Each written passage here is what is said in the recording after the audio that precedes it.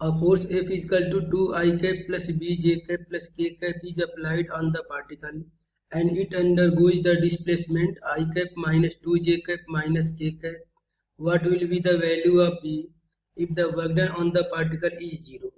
That means हमें given है work done का value 0 and हमें B का value calculate करना है and force vector का value हमें given है 2I cap plus B j cap plus K cap and displacement vector का वैल्यू हमें गिवन है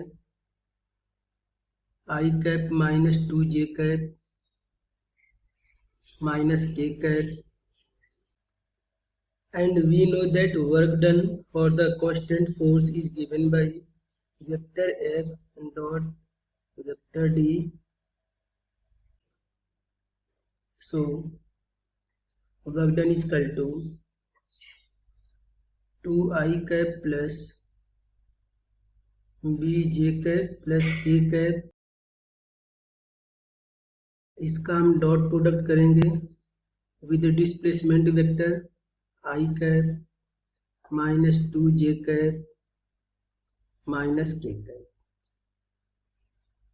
वर्क डन का वैल्यू हमें 0 गिवन है, सो यहाँ पे हम 0 पुट कर लेंगे इक्वल टू, यहाँ पे हमें डॉट प्रोडक्ट करना है, सो डॉट प्रोडक्ट में हम आई कैप का आई कैप के साथ मल्टीप्लाई करेंगे, जे कैप का जे कैप के साथ एंड के कैप का के कैप के साथ. आई कैप का यहाँ पे कोफिशिएंट है +2, यहाँ पे आई कैप का कोफिशिएंट है 1, सो 2 में 1 का मल्टीप्लाई करेंगे, ये वैल्यू हो जाएगा 2. जे कैप का कोफिशिएंट यहाँ पे प्लस भी है, यहाँ पे जे कैप का कोफिशिएंट -2 है, तो -2 में बी का मल्टीप्लाई करेंगे, ये वैल्यू हो जाएगा -2b.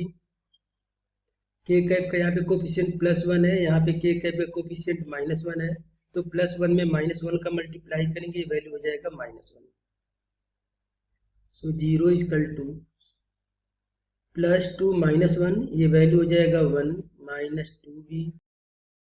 सो -2b को हम इधर ट्रांसफर कर देंगे, so 2b is equal to 1, then b is equal to 1 divided by 2.